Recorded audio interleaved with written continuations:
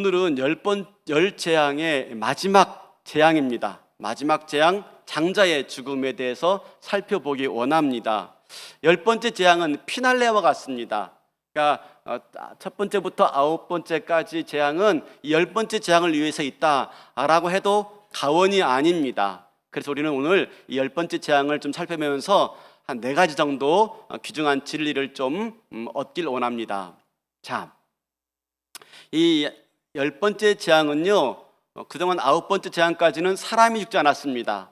근데 이제 10번째 재앙인 이 장자의 죽음은 사람이 죽는 재앙인데요, 우리가 여기서 첫 번째로 얻어야 될 진리는 뭐냐면 이렇습니다. 첫 번째, 내 안에 어리석은 바로가 있다 하는 겁니다. 따라서 한번 해볼까요? 시작. 내 안에도 어리석은 바로가 있는 거예요. 1절 보니까 이렇게 말하죠. 오늘 1절 보니까 여호와께서 모세에게 이르시기를 내가 이제 한 재앙을 바로와 애굽에 내린 후에야 그가 너희를 여기서 내보내리라. 그가 너희를 내보낼 때에는 여기서 반드시 다 쫓아내리라. 그러니까 쫓아낸다고 말을 하고 있어요. 내보낸다, 쫓아낸다. 그리고 12장 33절에도 보면은 애굽 사람들은 말하기를 우리가 다 죽은 자가 되도다 하고 그 백성을 재촉하여서 어서 나가라고 그 땅에서 속히 내보내려 함으로 어서 나가라고. 이제 절박한 거죠. 더 이상 붙잡아둘 수 없다 하는 걸 알았어요. 이스라엘 백성들을 더 이상 붙잡아두는 건 애굽 사람들 입장에서는요, 유익한 게 하나도 없어요. 그러니까 어서 나가라 라고 말하고 있어요. 사실 그동안 바로는 9번의 재앙을 겪으면서도 끝까지 하나님 말씀을 거절했습니다. 이 핑계 저 핑계 대면서 안 내보냈어요. 왜 그렇습니까? 바로 그 이유는 이스라엘은 내 소유야, 이스라엘은 내 노예야 라고 하는 생각이 강했던 것입니다. 그런데 어떡합니까? 하나님은 이미 말씀했어요. 아니, 이스라엘은 네 소유가 아니라 내 백성이야. 출애굽기 4장에 보면은 22절, 23절에 보면 이런 말씀 나와요. 이스라엘은 내 아들, 내 장자라. 내 백성을 보내라. 그들이 나를 섬길 것이다. 내 백성, 내 아들이다. 하나님 말씀했어요. 근데 어떡합니까? 애굽 왕 바로는 아니, 이스라엘은 내 소유야. 그러니까 누가 뭐라 한다 하더라도 내보낼 수가 없는 것이죠. 그런데 이제 이렇게 10번째 재앙을 통과하고 나서야 비로소 이스라엘 백성들을 더 이상 내가 붙잡아둘 수 없구나, 이스라엘은 내 소유가 아니구나 하는 걸 비로소 깨닫게 되어집니다. 큰 대가를 치르고 비로소 알게 되어지는 것이지요. 그렇습니다. 10번째 재앙을 겪고 나서야 비로소 깨닫고 있는 것입니다. 여러분, 우리는 어떻습니까? 우리 안에도 이런 어리석은 바로가 있단 말입니다. 어리석은 바로. 내 것이 아닌데 내 것이라고 주장하는 겁니다. 지금 나한테 있으니까 영원히 내 것이 나에게 있을 거라고 생각합니다. 그리고 내 것이니까 내 마음대로 할 수가 있어 라고 생각하는 것이지요. 근데 바로에게 들렸던 그 음성이 우리에게도 어느 날 들려올 수가 있습니다. 내가 생각했던 것들, 나의 재능, 나의 시간, 나의 물질, 또 나의 건강, 이것들이 내 것이 아니구나 하는 걸 깨닫게 될 때가 있다는 겁니다. 하나님의 소유가, 하나님이 하나님의 소유를 주장할 때가 있다는 것입니다. 근데 문제는 뭡니까? 우리가 이것을 깨달을 때까지가 시간이 오래 걸려요. 시간이. 나이를 먹어가면서 이걸 깨닫게 되어집니다. 내게 아니구나. 첫 번째가 뭡니까? 자녀가 내 품에 있을 때는 내 거인 줄 알았어요. 그래서 이렇게 됐으면 좋겠어, 저렇게 됐으면 좋겠어. 근데요, 나이가 먹어가면서 자녀가 내 소유가 아니구나 하는 걸 깨닫게 되어집니다. 내 마음대로 안 돼요. 절대 안 돼요. 또 어떻습니까? 내 거인 줄 알았는데 다 잃고 나서야 비로소 내가 소유하는 것이 내 것이 아니구나 하는 걸 알게 되어져요. 잃고 나서. 그렇죠? 이렇게 우리 안에는요, 어리석은 바로가 있다니까요. 근데 우리는 속지 말아야 됩니다. 나에게 허락된 이 모든 것들이 다 내 것이 아닙니다. 내가 가지고 있다고 해서 내 마음대로 할 수 있다는 생각을 해서는 안 됩니다. 하나님의 주권을 인정해야 되죠. 제 아내랑 같이 이번 주에 천안에 좀 갔다 왔습니다. 월요일 날 무슨 일이 있어서 갔다 오는데 천안에 이렇게 오는데 사거리쯤 지났는데 이게 신호등에 정차했어요. 보니까 그 건물에 이런 말씀 써 있어요. 뭐 천국에 갈 수 없습니다 라고 써 있길래 뭐지 이거 이쪽 변에 안 보이니까 지나가다 보니까 이렇게 써 있어요. 11조와 주일 성수로만 천국엔 갈 수 없습니다. 11조와 주일 성수로만은 천국에 갈 수 없다는 거예요. 어떤 의미로 썼을까? 무슨 내용일까? 궁금했어요. 뭐 썼다 하더라도 어떤 의미가 있을 텐데 여러분 잘 모르겠지만 말입니다. 우리가 11조와 주일 성수에 대해서 오해가 참 많아요. 근데 11조와 주일 성수는 뭡니까? 여러분 이것은 우리가 어리석은 바로와 같은 실수에 빠질 수 있는 그런 잘못에서 우리를 보호하는 최소한의 안전장치가 11조와 주일 성수예요. 11조 해야 복 받는다. 11조 해야지 천국 간다. 여러분 그 말이 아니에요. 11조와 주일 성수는 뭡니까? 우리가 어리석은 바로와 같은 잘못에 빠지지 않을 수 있도록 허락하신 하나님의 최선의 안전장치, 최소한입니다. 최소한 우리는요 어떻습니까? 적어도 일주일에 한 번은, 아니 한 달에 한 번은 내가 이걸 시인하는 것이죠. 주일 성수하면서 시간 들이면서 내 것이 아닙니다 고백하는 것입니다. 나도 하고 싶은 일이 있지요. 그 시간 내가 열심히 일하면 더 많이 벌 수가 있지요. 하지만 내 것이 아닙니다 고백하는 것이죠. 물질 들이면서 내 것이 아닙니다. 내가 쓰고 싶은 건 많이 있죠. 내가 사고 싶은 건 많이 있습니다. 하지만 내 것이 아닙니다. 적어도 일주일에 한 번, 한 달에 한 번 드리면서 고백하는 것입니다. 이것이 너무 중요한 것이지요. 그렇지 않으면 점점 마침내 그것이 내 것인 양 오해하게 되어지고 내 안에 어리석은 바로가 만들어지는 거예요. 여러분 내 모든 것이 내 것이 아니라 하나님의 것입니다 라고 하는 걸 안다면 여러분 이게 축복입니다. 왜 그런지 아십니까? 하나님이 우리에게 뭘 요구하신다면 하나님이 필요해서 요구하지 않습니다. 아니 하나님이 필요한 게 뭐가 있습니까? 하나님 우리에게 요구하신다면 그것은 하나님이 필요해서 요구하는 게 아니라 우리에게 복 주시기 위해서 하나님 우리에게 요구하시는 것입니다. 그러면 어떻습니까? 우리는 날마다 내 안에 숨겨져 있는 이 바로의 모습을 발견해야 돼요. 그리고 내 안에 숨겨져 있는 이 바로의 모습을 우리가 굴복시킬 수 있어야 돼요. 뭐로요? 내 모든 것은 하나님의 것입니다 고백함을 통해서. 내 모든 것들은 내 것이 아니라 하나님의 것입니다 라고 하면서 시간을 드리고 물질을 드리고 내 모든 걸 드림을 통해서 비로소 내 안에 바로를 굴복시킬 때 비로소 그때 보이지 않는 하나님의 예비된 축복이 보이기 시작하는 겁니다. 보이는 바로를 제가 하지 않으면 보이지 않는 하나님의 복을 볼 수가 없어요. 여러분 우리 신앙생활은 무엇입니까? 우리 신앙생활은 최선의 안전장치예요. 안 지켜도 괜찮아요. 우리가 코로나 전에는 교회 안 나가면 큰일 당할 줄 알았어요. 그래서 교회 나왔는데 코로나 때문에 교회 안 나가게 되었는데 괜찮아요. 코로나 교회 안 나가도 괜찮네. 그죠? 물론 정말 우리가 일이 있어서 또 내가 사회적 위치가 있기 때문에 내가 또 자가격리돼서는 안 되기 때문에 그래서 우리가 교회 못 나올 수 있어요. 그래서 현장 예배 드리지 못하고 온라인 예배 드릴 수 있어요. 그거 충분히 이해돼요. 근데 그렇지 않고 게을러서 이렇게 예배 드리니까 편하네. 그죠? 게을러서 우리가 그렇게 예배 드리고 우리가 그렇게 타협하게 된다면 점차 내 안에 바로가 나타나요. 내 거에 내 거. 그러면 어떡합니까? 바로가 나타나기 시작하면 하나님이 예비된 복은 사라지게 되는 것입니다. 내 안에 어리석은 바로가 있다 하는 걸 발견하시고요. 내 모든 건 하나님의 것입니다 고백하시면서 하나님의 주권을 인정하시는, 내 모든 삶의 영역에서 하나님의 주권을 인정하시는 그런 은혜가 있기를 바랍니다. 그게 복이에요. 복. 두 번째는 뭐냐면요, 떠나지 않으면 차지할 수가 없습니다. 두 번째 따라해 볼까요? 시작. 떠나지 않으면 차지할 수가 없습니다. 이 마지막 재앙은 애굽과 결별시키는 겁니다. 결별시키는 거. 4절 볼까요?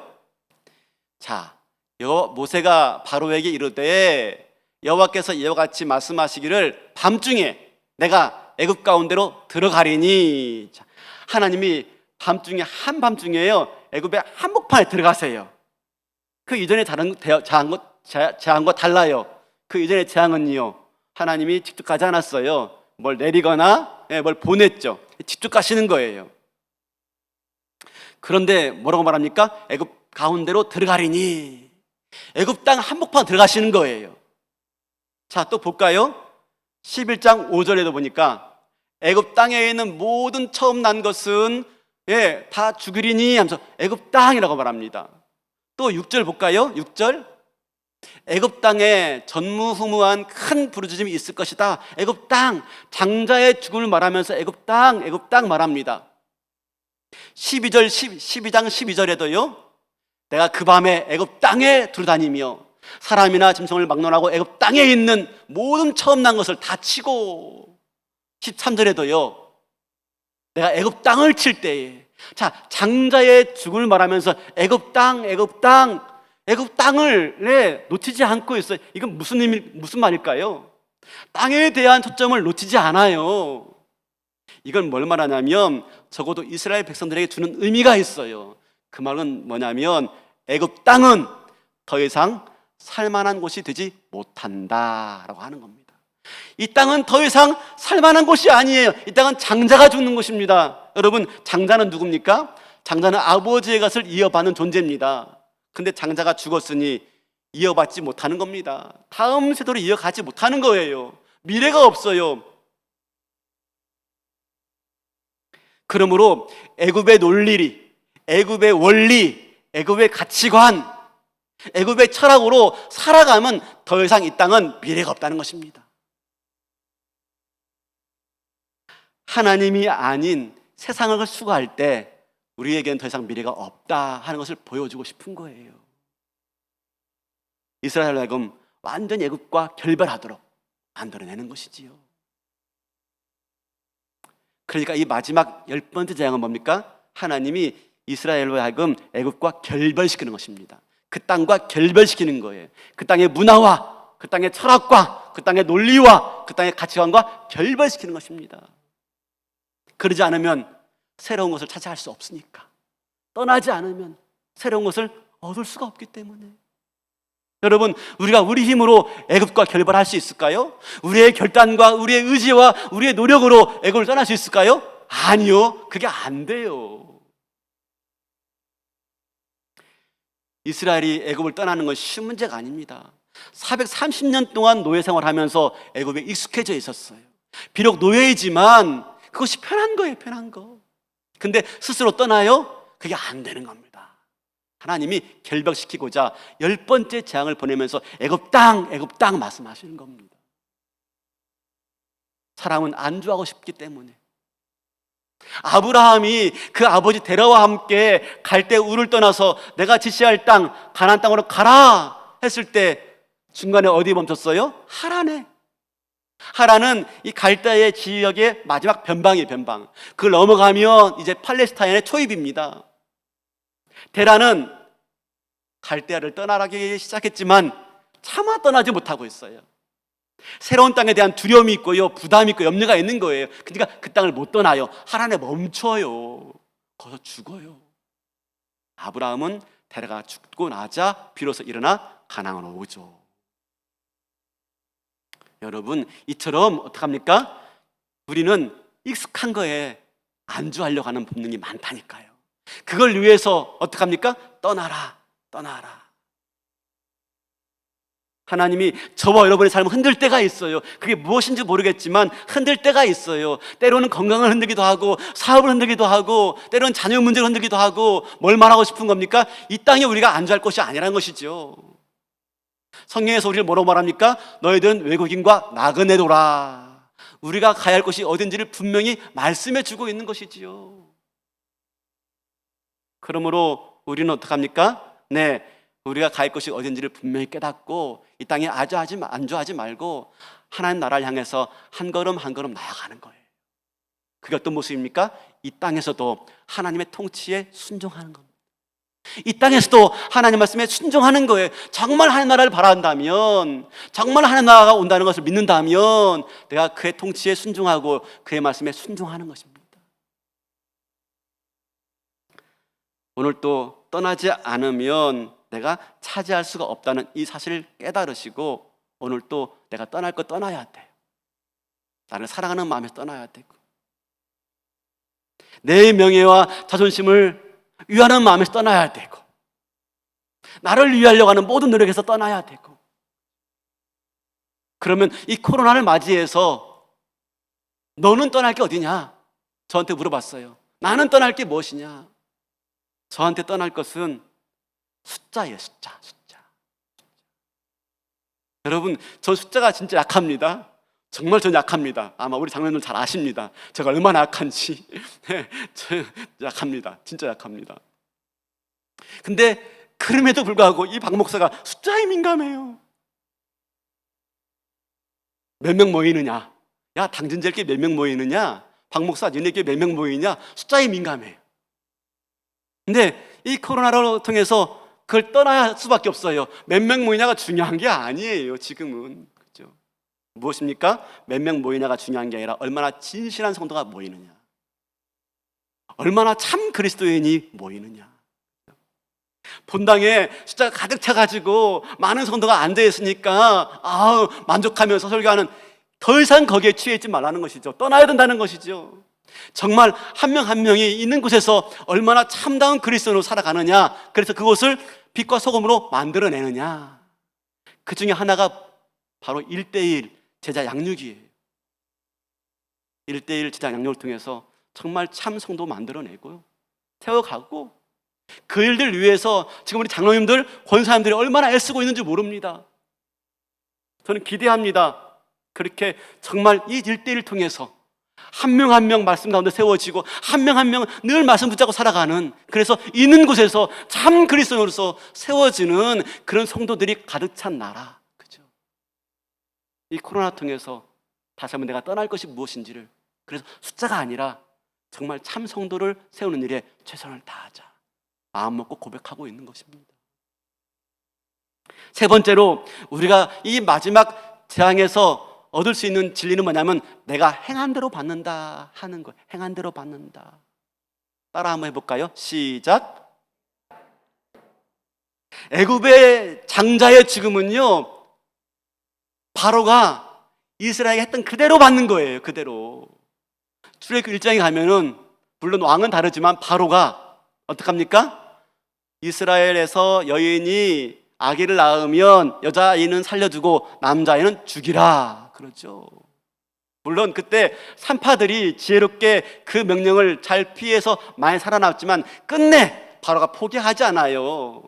그래서 마침내 모세도 태어나자마자 어떡합니까? 숨겨 키우다가 더 이상 키울 수 없으니까 바닷가에 나일강에 띄워보내지 않습니까? 사랑하는 자녀를 띄워보내야 되고, 마치 그것조차 못하면 발각되어서 죽일 수밖에 없는, 그 땅의 어머니들의 그 피울음들이 가득 찼었지요.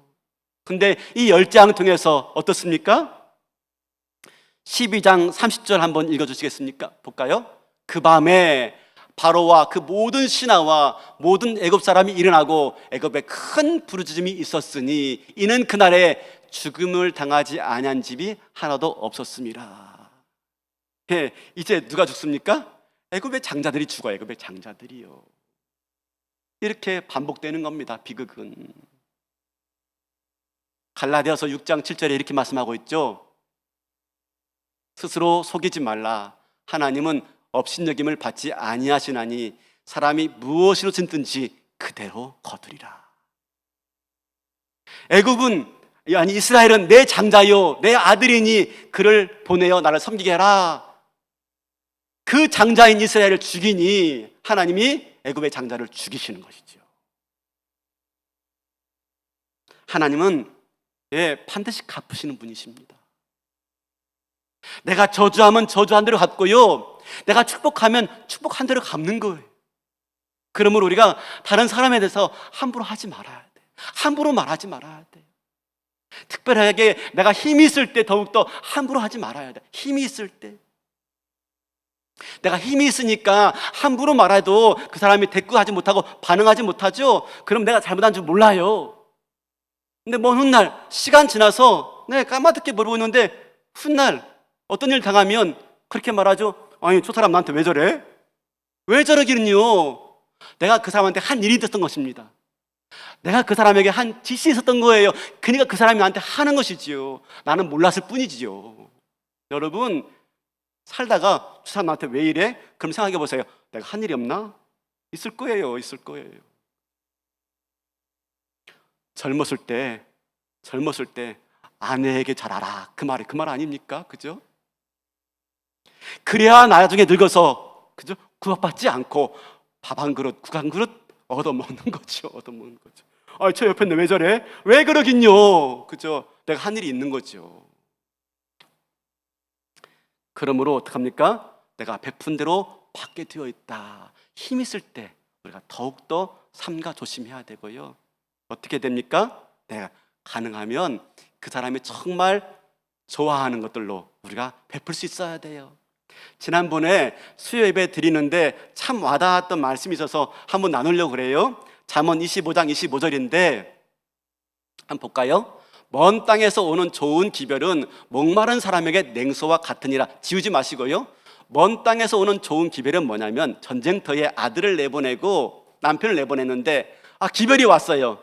왜 기별이 왔죠? 좋은 기별이에요. 뭐죠? 전쟁 끝났고 당신 남편, 당신 아들 돌아온대요. 그러면요, 기다리는 사람에게는요 마치 목마른 사람에게 냉소와 같아요. 이 말은 무슨 말입니까? 듣기를 원하는 말, 그죠? 기다리는 말을 들려주는 거예요. 그 사람이 듣기를 원하는 말, 그 사람이 간절하게 듣기를 바라는 말, 그 말을 들려주는 거예요. 그럴 때 목마른 사람에게 냉소와 같을 것이다. 뭡니까? 사랑한다는 말 하는 거죠. 잘했어. 좀 부족해도 잘했어. 격려해주고요. 몇 가지 실수가 있어도 그래, 다음에 잘할 수 있어. 인정해주고요.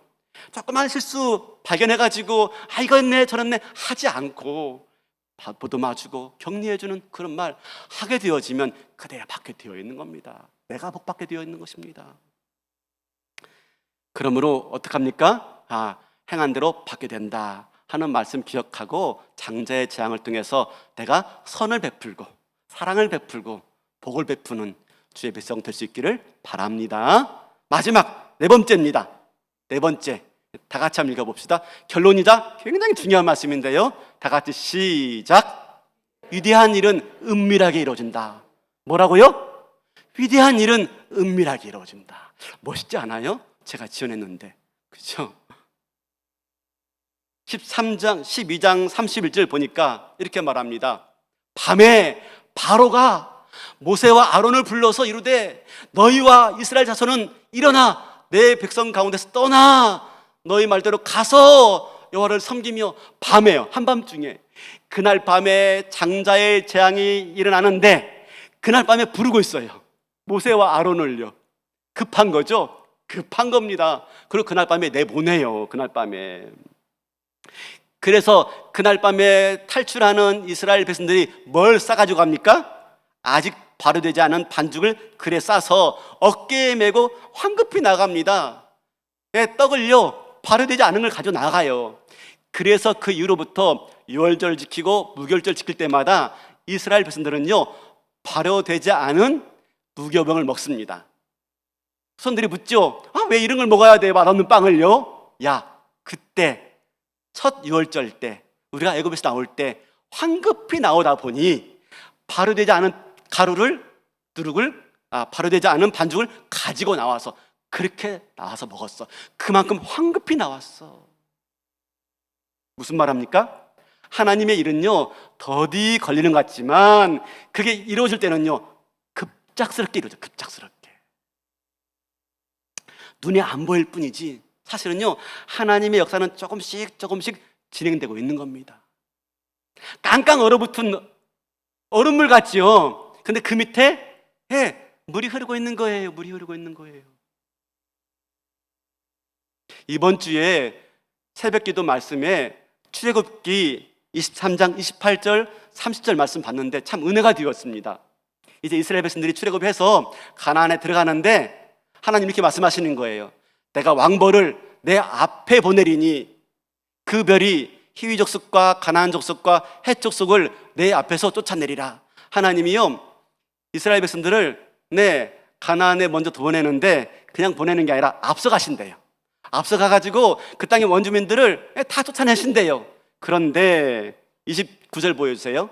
그러나 그 땅이 황폐하게 되므로 들짐승이 번성하여 너희를 해할까 하여 1년 안에는 그들을 내 앞에서 쫓아내지 아니하고 30절 내가 번성하여 그 땅을 기업을 얻을 때까지 내가 그들을 내 앞에서 조금씩 쫓아내리라.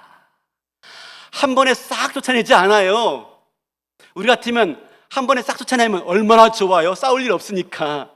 근데 그렇게 안 하신대요. 왜? 그러면 황폐하게 되어지니까. 그래서 너희들이 번성한 만큼, 너희들이 성장한 만큼, 너희들이 자란 만큼 그렇게 하시겠다라고 말씀하고 있어요. 사랑하는 성도 여러분, 하나님은요, 우리가 성장하는 만큼 우리에게 열어주시는 거예요. 하나님 역사는 늘 그래요. 조금씩. 우리 한 방 좋아하죠? 한 방에, 그죠? 그런데 그런 역사는 거의 없어요. 있긴 있어요. 선교지나 특별하게 하나님의 강한 역사를 증거해야 될 그때는요, 한 방 역사 서서 자기뿐만 아니라 모든 사람들이 알도록 하십니다. 근데 그렇지 않고 이미 복음이 증거되어진 곳에서는요, 하나님이 조금씩 역사하십니다. 하나님 나라는 이미 이 땅에 임했습니다. 이미 already. 그죠? 근데 아직 이루어지지 않았습니다. 언제 이루어집니까? 마침내 주님 다시 오실 때. 그때까지는요, 눈에 보이지 않아요. 그래서 하나님 나라를 겨자씨와 같다. 겨자씨 눈에 보이지 않습니다. 얼마나 작은지. 그러나 장치 크게 자라 새가 깃드느니라. 은밀하게, 하나님 나라는 은밀하게 진행되는, 은밀하게. 어느 날 갑자기 우뚝 큰 나무가 되어서 세워지는 거예요. 우리 어디 보냐면 2절입니다. 2절 보세요. 자, 백성에게 말하여 사람들에게 각기 이웃들에게 은근과 폐물을 구하게 하라 하시더니 그 밤에 나오는데요, 이스라엘 백성들이 주변 애국 사람들에게 은근과 폐물을 구하게 하래요. 구하다라는 말은 청구하다, 청구하다.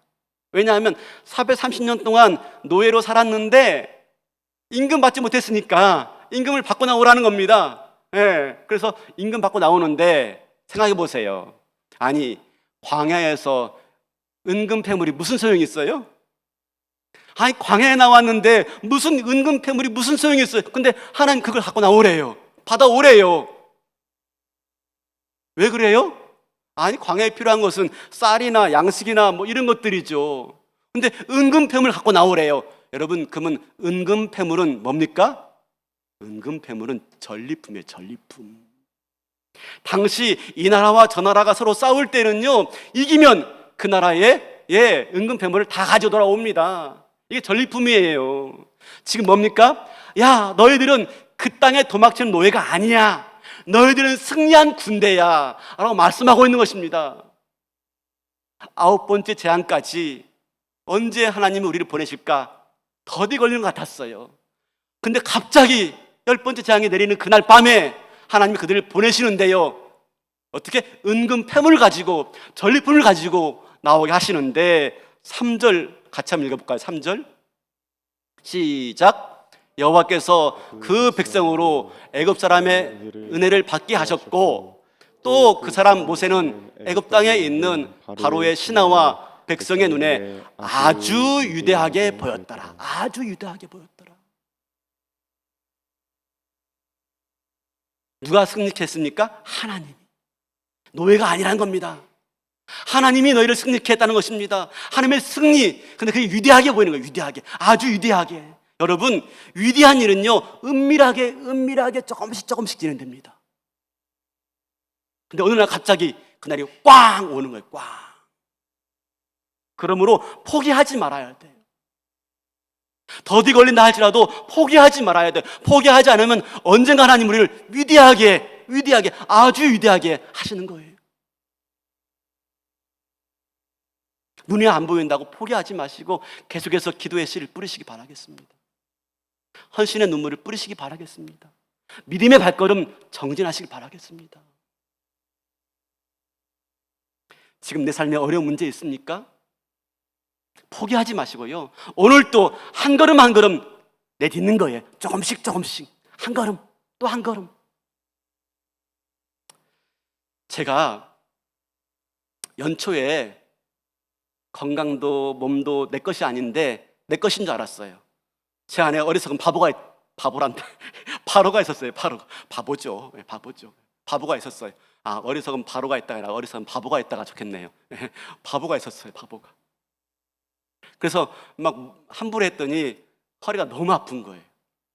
이제는 걷기조차 힘든 거예요. 조금만 걸으면 허리 아파가 도저히 못 걷겠어요. 그래가지고 이 병원 저 병원 다니다가 마지막으로는 뭐 여러 처방을 받았어요. 뭐 해야 된다. 근데 한 번 더 가보자 해서 한국에서 그래도 가장 공신력 있는 병원에 갔어요. 갔더니 딱 보더만 그러는 거예요. 너무 가볍게 말하는데 운동하면 돼요. 아니, 운동하면 안 된다고 그랬는데 운동하세요. 그러시는 겁니다. 그래서 운동했죠. 운동하는데 더 아파요. 뭐 처음에는 그래도 몇 분 걸었는데 이제는 못 걷겠어요. 점점 짧아지고 아픈 기간이 너무 길어져요. 그래서 포기하고 싶어져요. 그래, 그럼 나도 그냥 뭐 시술이나 수술이나 할까? 그러는 가운데 제가 본 영상이 하나 있었어요. 우연히 봤어요. 어떤 영상이냐면, 여러분 셀트리온 아시죠? 우리나라의 제약회사 셀트리온. 모르세요? 그거 주식 사면 대박이었는데요. 지금은 아닙니다. 사지 마세요. 또 함부로 말하면 안 되지. 한때 대박치던 주식입니다. 셀트리온. 코로나 치료제 발견한 제약회사지 않습니까? 이분이 서정진 회장이에요. 근데 이분이 흑수저 출신입니다. 아버지가 산림청 공무원인데 자기 말로는 연탄가게 하셨대요. 그런데 이분이 32세에 대우그룹의 임원이 됩니다. 임원. 32세에 임원 돼요. 대단하죠. 김우중 회장이 들어 쓴 겁니다. 잘 나갔죠. 잘 나가다가 45세 때 그만 IMF 맞았습니다. 그래가지고 그 자리에서 명퇴를 당했어요. 제일 먼저 놓고 내왔어요. 그리고 이제 백수가 됐는데 주변에서 하도 뭐 할 거냐 물으니까 안 되겠다 해가지고 사업을 시작했는데 5천만 원 가지고 사업을 시작했어요. 5천만 원 가지고. 근데 지금 어떻습니까? 세계 1000대 기업 중에 하나가 되어지고요, 자산 가치가 60조의 기업이 되고 말았어요. 굉장히 큰 기업이 되고 말았죠. 재벌은 이어받으니까 재벌이지만 혼자 당대에 이런 큰 기업을 이뤘다는 것은 굉장히 큰 일인 것입니다. 근데 이분이 강연하는데 이래요. 하다가 실패하면 다시 시작하시면 됩니다. 하다가 실패할 수 있죠. 다시 시작하면 된대요. 그러면서 하는 말이 저한테 꽉 와닿았는데, 포기하는 것이 제일 쉬운 것입니다. 여러분, 포기하는 게 제일 쉽대요. 포기하는 게. 살아있는 한 실패한 게 아닙니다. 실패란 단어는 없습니다. 아직 성공하지 않은 것이지요. 여러분, 불가능은 없습니다. 단지 어려운 것뿐이지. 어려운 것은 자고 일어나서 다시 시작하면 됩니다. 포기하지 말란 말이죠. 다시 시작하면 된다는 말이죠. 아주 단호하고 아주 확신 있게 아주 명쾌하게 강연하는 거예요. 제가 그거 보면서, 아니, 저 사람은 어디서런 확신이 있지? 아니, 저 사람은 어떻게 저렇게 단호하지? 나는 지금 포기하고 싶은데. 그래서 찾아봤어요. 이 사람 종교가 뭐야? 하고 막 뒤졌어요. 안 나와요. 근데 딱 한 구절 발견했어요. 스스로가 이렇게 말해요. 나는 독실한 크리스찬은 아니지만 신앙을 가지는 게 좋습니다 하면서 성경 말씀 인용하더라고요. 그러니까 조금 다니는가 봐요. 여러분, 우리가 누굽니까? 우리가 그죠? 우리는 하나님이 고르시고 뽑은 백성이에요. 하나님이 약속의 땅에 주인공으로 세우시기 위해서 오늘도 저와 여러분들 불러서요, 애굽 땅에 나와서 하나님 땅을 향해 나아가라 라고 말씀하고 있는 것입니다. 근데 그 과정이 더디 걸린단 말입니다. 눈에 안 보인단 말입니다.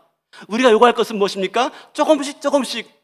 내가 한 걸음 내딜 수 있으면 한 걸음 내딛고, 또 한 걸음 내딜 수 있으면 또 한 걸음 내딛고, 포기하지 않고, 힘들면 잠시 쉬었다가 다시 자고 일어나면 다시 시작하면 되는 것입니다. 그럴 때 어떡합니까? 여러분, 위대한 것은 은밀하게 이루어요. 은밀하게. 9번의 재앙 가운데 전혀 미동도 않던 이 바로가요, 그날 밤에, 얼마나 급했으면 그날 밤에 그들을 내보내고 있겠습니까? 오늘 이 말씀 마음속에 새기고, 위대한 일은 은밀하게 이루어진다 하는 걸 깨닫고 애굽에 안주하지 마시고요, 떠날 것 떠나야지 차지할 것 차지할 수가 있습니다. 오늘 또 이 말씀 붙잡고 조금씩 조금씩 주님을 향해서 한 걸음 한 걸음 더 내딛는 믿음의 정진이 있길 바랍니다. 여러분, 믿음은요, 성실해야 되고 믿음은 인내해야 됩니다. 그럴 때 하나님께서 마침내 저와 여러분과 함께 해서요, 어느덧 나를 우뚝 세워서 아주 위대하게 보였더라.